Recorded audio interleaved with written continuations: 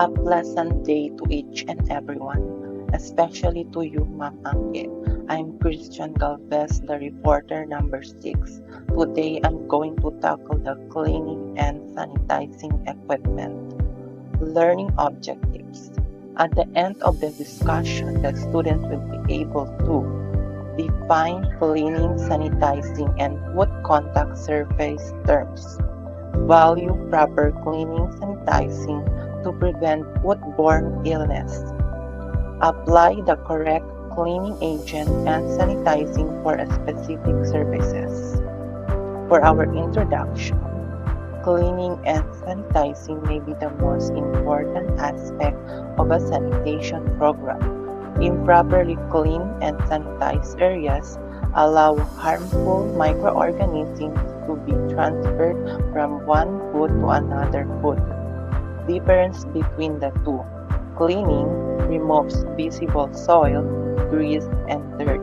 You can clean your kitchen counter with a liquid detergent and a cloth. This removes crumbs and light grease from the surface where you prepare the food.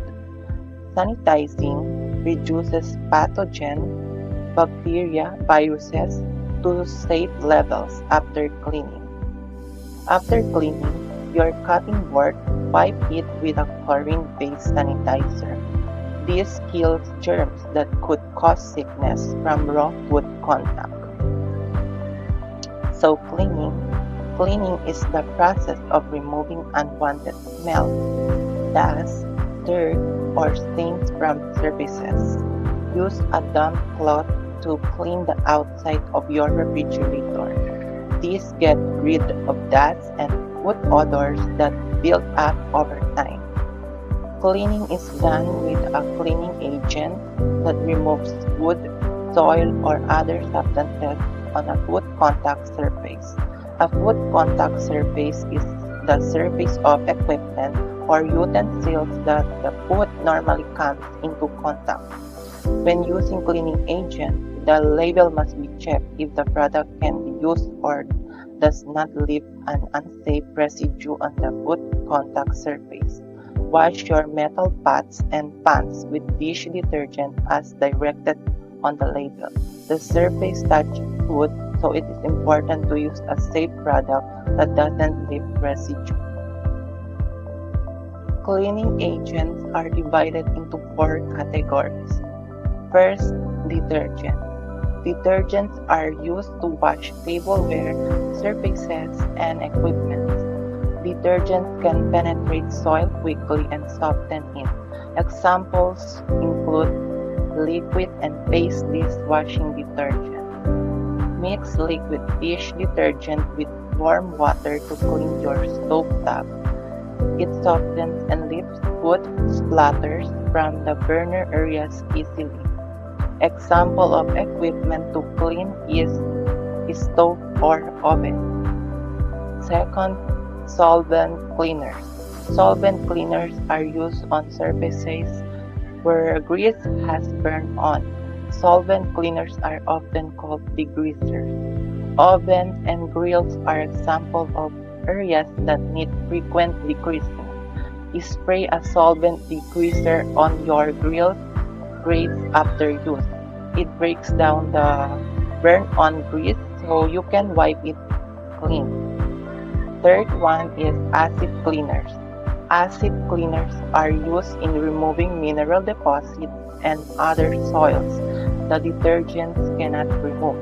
These cleaners are often used to remove dirt and stain in washing machines and steam tables. Pour white vinegar, a mild acid cleaner, into your dishwasher's detergent compartment. Run a cycle to remove mineral stain and cloudiness from glassware. The last one, abrasive cleaners. Abrasive cleaners are used to remove heavy collected soil that is difficult to remove with your detergent. Some abrasive cleaners also disinfect. Use a powdered abrasive cleaner to scrub your oven floor. It scrapes away thick baked on food that regular detergent can't handle. Example, heavy oils in kitchen, especially cooking equipments, or heavy stains in walls. Scrub kitchen wall tiles near the stove with an abrasive cleaner. It removes heavy soil stains that build up from food. And now let's proceed to sanitizing. Sanitizing is the process of removing harmful bacteria using heat and water, or chemicals, or a combination of both. Sanitizers are substances capable of destroying microorganisms, including those bacteria that cause food poisoning and other diseases. Sanitize your ceramic plates either with hot water or chemical solution. This makes sure no harmful bacteria are left on the dishes you eat from. Sanitizing method. First is heat.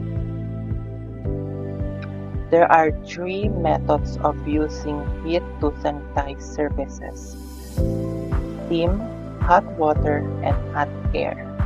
Hot water is the most common method used in restaurants. If hot water is used in a third compartment of a three-compartment sink, it must be at least 171 Fahrenheit degree or 77 degrees Celsius. Boil your metal utensils in hot water for several minutes after cleaning. The high temperature kills any remaining germs on the surface.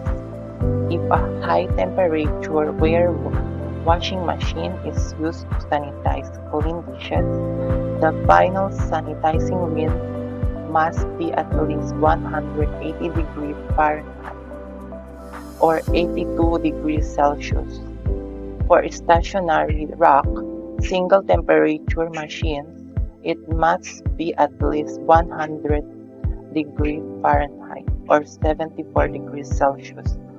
Clean items must be exposed to these temperatures for at least 30 seconds. Run your dishes through the high heat setting on your dishwasher. The hot rinse stays on the dishes long enough to sanitize them properly.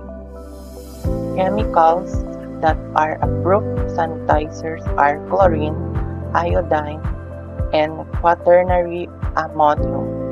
Different factors influence the effectiveness of chemical sanitizers. The three factors that must be considered are: first, concentration.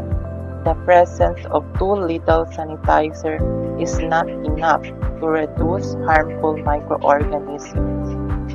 Mix chlorine bleach with water following the exact amount on the label. Using too little won't kill germs on your kitchen counters. Temperature. Generally, chemical sanitizers work best in the water that is between 55 degrees Fahrenheit or 13 degrees Celsius and 120 degrees Fahrenheit or 49 degrees Celsius. Use slightly warm water when mixing iodine sanitizer for your plastic containers. The moderate temperatures helps the sanitizer work better to kill bacteria. Next is contact time. In order for the sanitizer to kill harmful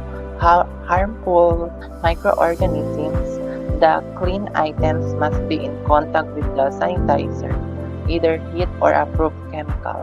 For the recommended length of time, let quaternary ammonium solution sit on your wooden cutting board for 10 minutes.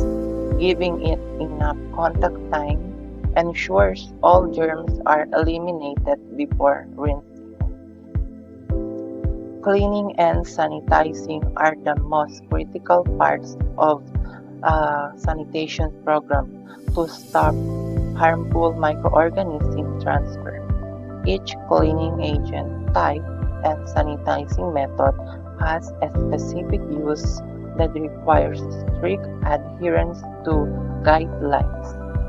The three-sink method provides clear, structured process to ensure safe sanitary equipment and utensils.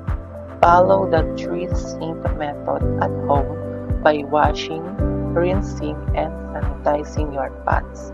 This structured process keeps all kitchen equipment safe to use for food preparation.